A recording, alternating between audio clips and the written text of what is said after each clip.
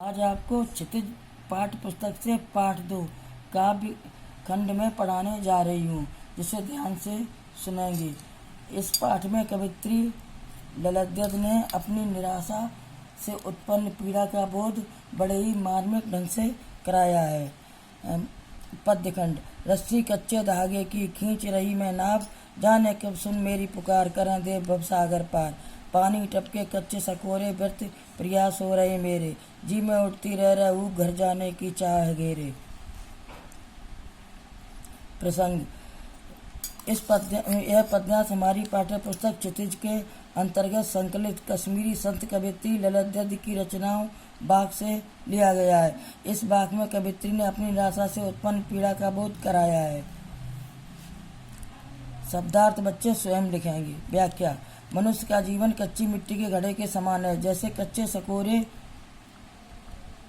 में पानी नहीं रुकता, वैसे ही कवित्री ने जीवन को माना है।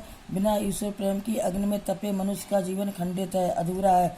भक्त कवियों के यहाँ सबसे बड़ी सिद्धि भवसागर अर्थात सांसारिक मोह माया से मुक्त पा जाने में बताई गई है। इस संदर्भ में यहाँ कवित्री अपने को कच्चे धागे की रस्सी बताकर ईश्वर से यह आस लगाए हैं कि कभी न कभी उसकी पुकार को सुनकर वह परमात्मा उसे शांति और मुक्त प्रदान करेगा।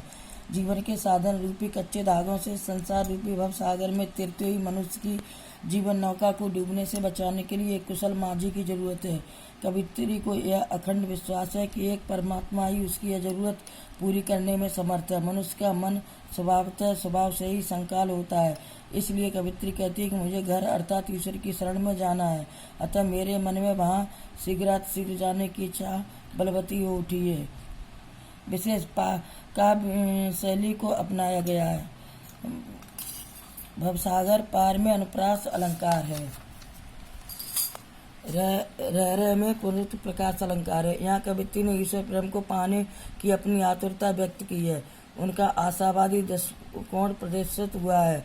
कश्मीरी भाषा का अनुवादित रूप है। पद्य खंड दूसरा। खा कर कुछ पाएगा नहीं, न खाकर बनेगा अहंकारी। समखा तभी होगा संभावी, खुलेगी सांकल बंद द्वार की।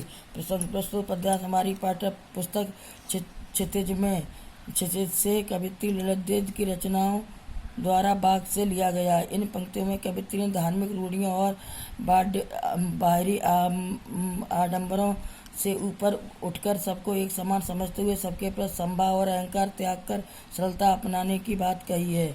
व्याख्या।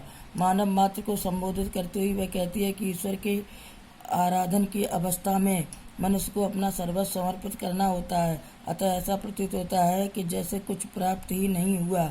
वस्तुतः ईश्वर की कृपा, उसका अनुग्रह सब पर समान रूप से होता है, लेकिन मनुष्य जब ईश्वर की अखंड सत्ता में भेद उत्पन्न करके उसे टुकड़ों में बांटकर देखता है तो वह अपने व्यक्तित्व और अपनी मान्यताओं को श्रेष्ठ और दूसरों को स्वयं से नीचा समझने लगता है। इसलिए कवित्री मनुष्य को श्रेष्ठता के अहंकार से बचते हुए अपनी आत्मा और अंतःकरण के विकास की सलाह देती हुई कहती है कि सबको समान समझकर आडंबरों से ऊपर उठकर अपने में संभाव पैदा करो, क्योंकि इससे हृदय विशाल और चित्त शुद्ध होता है, चेतना व्यापक होती है। फलतः आत्मा के दरवाजों पर लगे अज्ञान और अहंकार की सांकल जंजीर कुंडी ढीली पड़ जाती है और मन मस्तिष्क प्रकाश और ऊर्जा से परिपूर्ण हो जाते हैं। बच्चों, आगे का पाठ कल पढ़ाएंगे।